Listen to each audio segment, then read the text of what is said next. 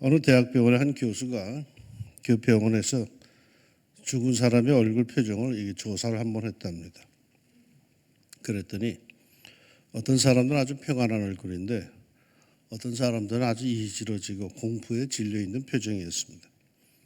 그래서 그들의 학력, 재산, 부부간의 행복 여부 등등을 조사를 해봤는데 그에 대한 합당한 시원한 대답이 나오지를 않았습니다. 그러다가 마지막으로 그들의 종교를 조사해 보았답니다. 그랬더니 거기에 아주 묘한 것이 나왔답니다. 기독교 신자들, 즉 예수 믿은 사람들의 얼굴은 비교적 지극히 평안한데 예수 신앙이 없이 죽은 사람들의 얼굴은 보편적으로 어둡고 좀 불안해 보였답니다. 여러분 오해할 필요가 없는 것은요, 이 교수는 기독교인이 아닙니다. 신앙이 없는 사람입니다. 우리가 이 세상 떠나게 될 때 어떤 얼굴, 어떤 모습일까요? 평안함이 있기를 바랍니다. 아니 있을 줄로 믿습니다. 어린이 주일 아침부터 웬 죽음을 이야기 하나씩 했지만 오늘 본문에 그 죽음이 나오기에 그리 시작했습니다. 오늘 성경 본문은 다윗이 임종이 갖고 왔을 때의 이야기입니다. 다윗이 죽을 날이 임박하며 그의 아들 솔로몬에게 명령하여 이르되, 저는 언제나 이 본문을 읽을 때마다 가슴이 뜁니다. 다윗이 죽을 날이 임박하며 아주 태연하게 말을 합니다. 살아있는 존재, 생물에게 죽는다는 것은 곧 모든 것의 종말을 뜻하는 절망인데 그야말로 사망, 죽어서 망하는 건데 세상이 무너지는 멸망인데 아주 태연하게 죽을 날이 임박하며 합니다. 누가? 다윗이 말입니다. 덤덤하게 죽을 날이 임박했다고 합니다. 우리는 어떠합니까? 대개의 경우 죽을 날이 임박했다는 사실조차를 인정하지 않으려고 하죠. 아주 오래전엔 이러한 분들을 신방하게 되면은 가실 준비가 되셨습니까? 하고 권면을 하며 천국의 삶, 영원한 삶에 대해서 설교를 하댔는데 언제부터인지 세상 떠날 리가 다 된 분임에도 가실 준비가 되셨냐고 말을 건 적이 별로 없습니다. 왜요? 본인뿐만 아니라 가족들이 원하지를 않습니다. 끝까지 절망을 심어주고 싶지 않다며 그런 말 하지 않기를 원합니다. 그날 당장 오후에 떠날 것 같은데도 끝까지 일어날 것 같은 헛된 소망을 심어주기를 원합니다. 고쳐주실 겁니다. 희망을 가지세요. 살 겁니다. 그러다가 마침내 의식을 잃고 무의식 속에 아무런 영혼의 준비도 하지 못하고 훌쩍 떠납니다. 그러나 성경의 인물들은 죽음을 앞두고 살려주셔서 살 것이다 라고 하지는 않습니다. 물론 어느 정도까지는 그런 간구의 기도를 하지만 어느 선에 이르면은 하나님의 나라 갈 준비를 합니다. 해외에 갈 때도 준비를 하는데 저 하나님의 나라에 갈 때임에도 어찌 준비 없이 허망하게 그냥 훌쩍 갈 수가 있겠습니까? 31년 전 79세로 제 아버님이 돌아가실 때 병원에서 시한부 판명이 났습니다. 아무도 이 사실을 아버님께 알려드리지 않죠. 심지어 병원에서도 말하지 않습니다. 그리고는 나를 쳐다봅니다. 목사인 나보고 말씀드리라는 거겠죠. 사람이 살고 죽는 문제야 목사의 소관이니 날 보고 말을 하라 하는 거죠. 당시 제 아버님은 병원 한 번 가신 적이 없을 정도로 아주 건강하셨기에 본인은 에이 설마 하시던 때였습니다. 병원에서 6개월 남았다는 진단이 나왔어요. 혹시나 싶어 하시는 아버님께 제가 말씀을 드립니다. 아버지, 주님께서 오라십니다. 준비하셔야겠습니다. 자식으로 부모에게 드릴 말씀은 아니었죠. 참 냉정하다 싶고 매우 마음이 아팠지만 목사이기에 내가 말씀드려야 했습니다. 내 말을 들으신 아버님은 예상대로 폭 힘들어 하셨습니다. 며칠 밤을 못 주무셨습니다. 그리고 며칠 뒤에 나를 부르시더니 당신의 인생을 쭉 나에게 고백을 하십니다. 그리고는 가족들을 불러들이자 가족들에게 일일이 고맙다고 하시면서 훗날에 주님 앞에서 다 우리 가족 다 다시 만나자 하시고는 세상을 떠나셨습니다. 아주 지극히 평안한 상태에서 돌아가셨습니다. 얼마나 평안하게 돌아가셨는지 마지막 며칠 동안 중환자실에 계실 때 그 모습을 보고 중환자실의 간호사들이 죽음을 저렇게 평안히 맞이할 수 있다면 자신들도 예수 믿겠다고 할 정도였습니다. 여러분, 죽음을 태연하게 말할 수 있는 이가 신앙인입니다. 왜요? 믿는 바가 있기 때문이죠. 감리교회 창시자 웨슬리는 인디안 선교를 위해서 미국으로 건너갔다가 선교 실패를 하고 아주 참담한 마음으로 영국으로 돌아갑니다. 그런데 돌아가던 배가 대서양 한복판에서 태풍을 만나서 거의 쪼개질 것 같은 위기에 빠집니다. 웨슬리는 이젠 죽겠구나 하는 생각에 아주 심한 두려움에 빠져듭니다. 그런데 모두들 죽음의 두려움에 아주 쩔쩔매는데 어디선가 찬송 소리가 들려옵니다. 그 찬송 소리를 따라가 보니 선실 한 구석에서 모라비안 교도들이 함께 모여서 하늘나라 소망의 찬송을 부르고 있었습니다. 그 찬송 소리가 얼마나 청아한지, 찬송을 부르는 그들의 모습이 얼마나 평안한지, 주님께서 날 부르면 기쁘게 가겠네라는 찬송을 부르는데 이 웨슬리 목사는 충격을 받습니다. 자기는 목사임에도 죽음의 위협을 당하자 그 문턱에서 두려움에 어쩔 줄을 몰라 하는데 저 모라비안 교도들은 평온히 찬송을 부른다? 도대체 누가 구원의 확신이 있는 사람인가? 누가 하나님의 나라 저 천국이 있음을 확신하는 사람인가 말이야. 누구에게 영원한 생명, 예수의 생명이 있는 것인가 말이야. 사랑하는 여러분, 우리도 마지막 그날에 죽음이 임박했을 때 초연히 준비할 수 있는 큰 믿음, 영원한 삶에 대한 확신이 있기를 축원합니다.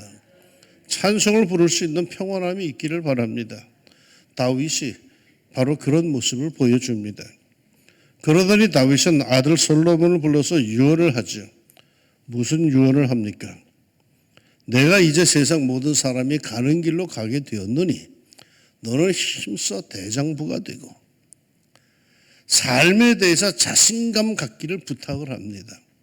힘써 대장부가 되라고 합니다. 유약한 삶을 살지 말고 강한 삶, 대장부 같은 삶을 살라고 합니다. 어느 교회에서 교회학교 캠프를 떠나게 됐어요. 떠나는 날 아침 어린이를 데리고 한 엄마가 자기 아이의 이름이 적힌 쪽지를 전도사님에게 전해줍니다. 쪽지에는 이렇게 적혀 있었습니다. 우리 애가 잘못해도 우리 애는 때리지 마세요. 그 애는 매우 예민해요. 대신 옆에 있는 아이를 때리시면 우리 애가 충분히 뉘우치고 고칠 겁니다. 자녀들에게 말하세요.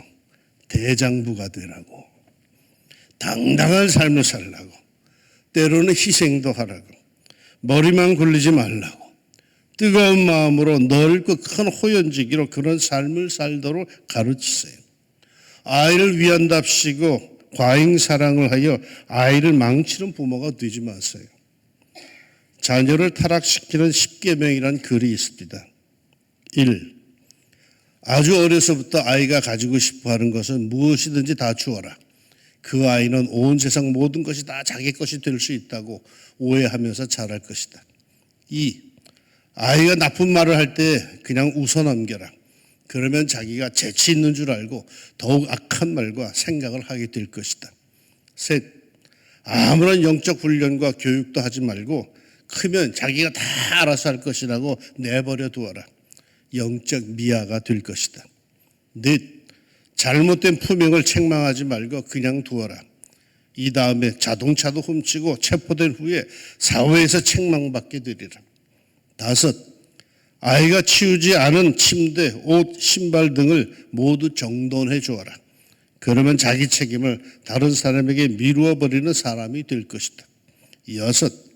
어떤 TV 프로그램, 서적, 그림이든 마음대로 읽고 보게 버려두라. 그 마음은 쓰레기통이 될 것이다. 7. 아이들 앞에서 부모나 가족들이 자주 싸워라. 이 다음에 가정이 깨어져도 눈 하나 깜짝하지 않을 것이다. 8. 달라고 하는 용돈을 얼마든지 주어라.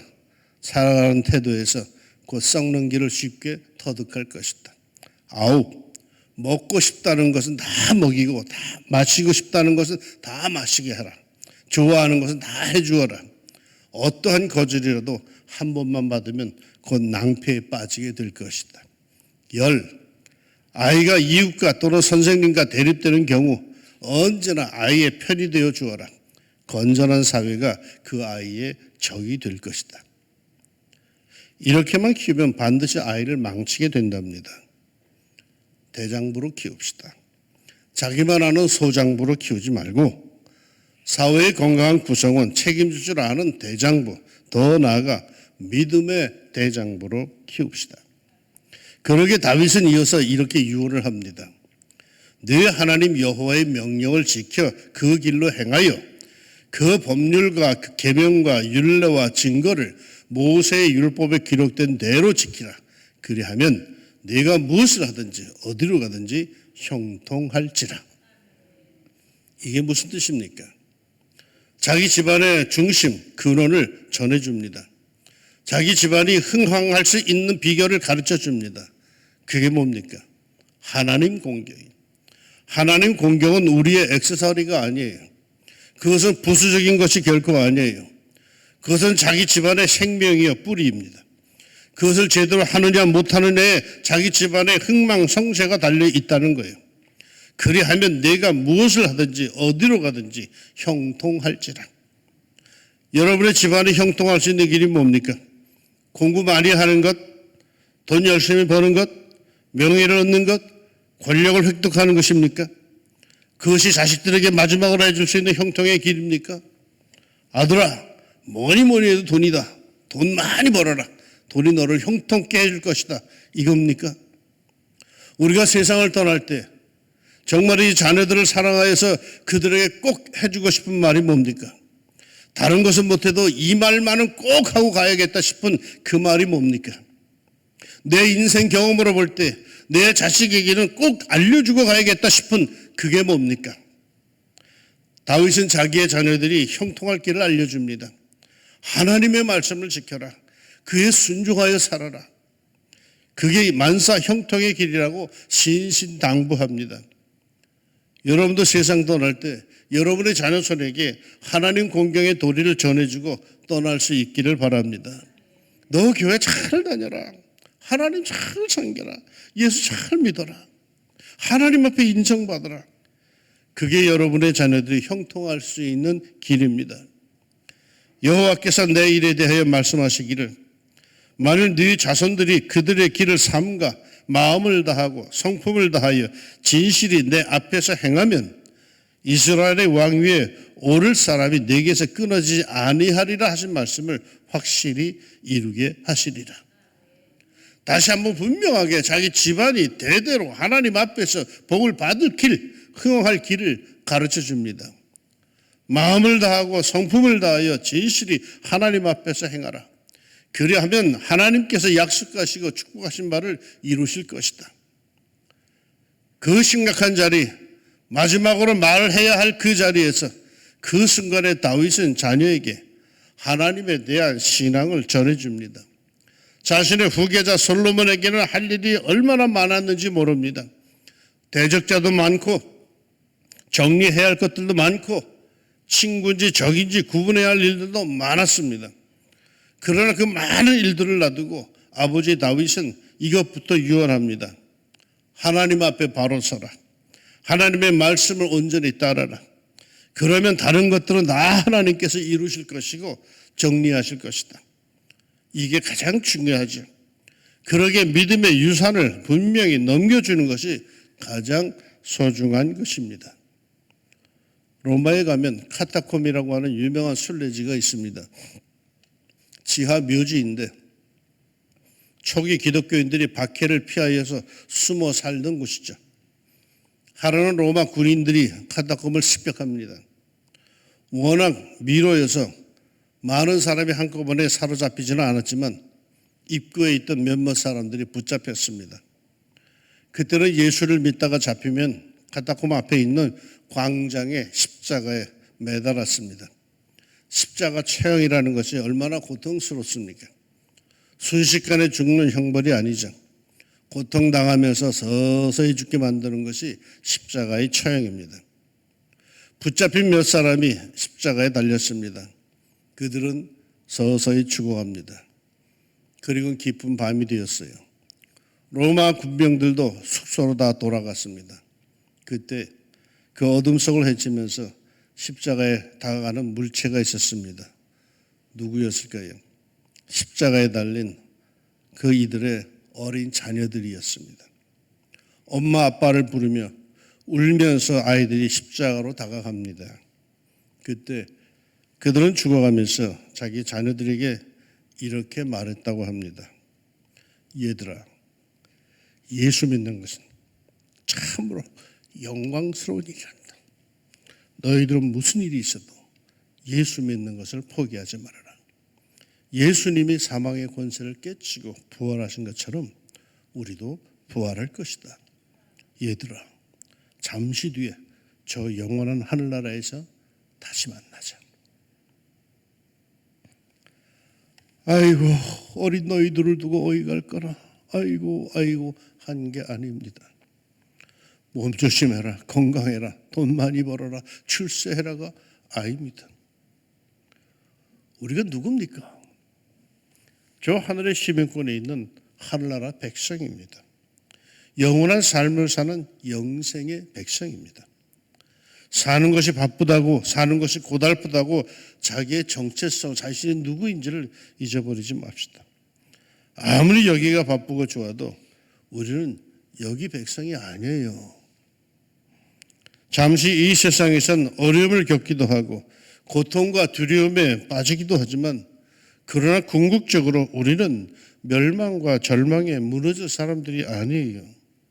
우리에게 목숨보다 소중한 것이 있어요.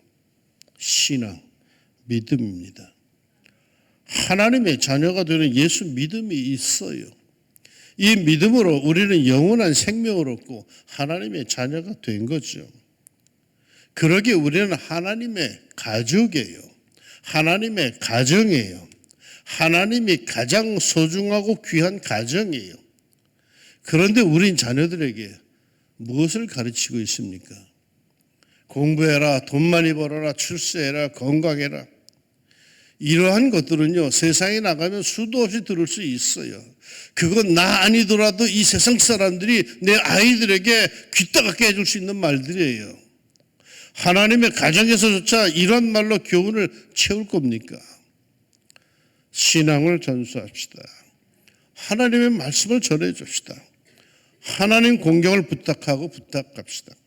참된 신앙을 전수하지 못하고 간다면 저 천국에서 많이 외로울 겁니다. 왜요? 저 영원한 하나님의 나라에선 그 대가 끊어졌기 때문이죠. 자기 자식들이 아무도 못 왔어. 끝난 거죠. 오늘은 어린이 주일이죠. 뭔가 아이들에게 주고픈 날이죠. 소중한 것을 주고픈 날이죠. 뭘 주시렵니까? 생명을 줍시다. 하나님 앞에서 축복받을 수 있는 길을 전해줍시다. 하나님께서 얼마나 우리들을 사랑하신지를 알려줍시다. 신앙이 우리에게 가장 소중한 가치임을 알려줍시다. 너희 영혼이 잘된 같이라고 말씀하듯이 영혼의 문제가 무엇보다 우선이고 소중하다는 것을 알려줍시다. 여러분의 가정이 참 하나님의 가정으로 복을 누리기를 바랍니다. 풍성한 하나님의 은혜와 축복 속에 거할 수 있는 믿음의 권세가 여러분의 집안 대대로 이어서 내려가기를 주님의 이름으로 축원합니다. 기도합시다. 오늘 어린이 주일 꽃주일입니다. 내 사랑하는 자식들에게 주고 싶은 것이 어디 하나 둘이겠습니까? 이 세상의 모든 걸 다 주어도 부족하다 싶을 그러한 심정입니다. 그런데 하나님, 우리가 누굽니까? 우리 이 세상의 백성이 아니라 하늘 백성인데 이 세상 거 다 주어도 하늘의 것을 주지 못했다면 아무것도 주지 않은 것과 다를 바 없는데, 하나님, 내가 내 자녀들에게 가장 소중한 것, 내 신앙, 내 인생의 가치관, 나에게 있는 예수 생명, 그것을 제대로 꼭 전해주게 하여 주옵소서. 영원한 복된 나라에 가서 대가 끊어져서 혼자 외롭게 살지 않게 해주시고 내 사랑하는 자식들 다 함께 하나님 나라에서 복되게 살 수 있는 복을 누릴 수 있는 믿음의 가정이 꼭 되게 하여 주옵소서. 세상에서 똑똑한 소리 하는 자식보다도 하나님 그 자식을 위해서 기도하는 부모가 더 힘이 있게 하여 주시고 그 부모의 기도와 그 부모의 간구에 마침내 자녀들이 그 기도의 품으로 다 돌아와서 함께 믿음의 온전한 가정을 이루어 하나님의 영광, 하나님 나라에서 영원한 복을 누릴 수 있는 믿음의 가정들이 다 되게 하여 주옵소서. 예수님 이름으로 기도합니다. 아멘.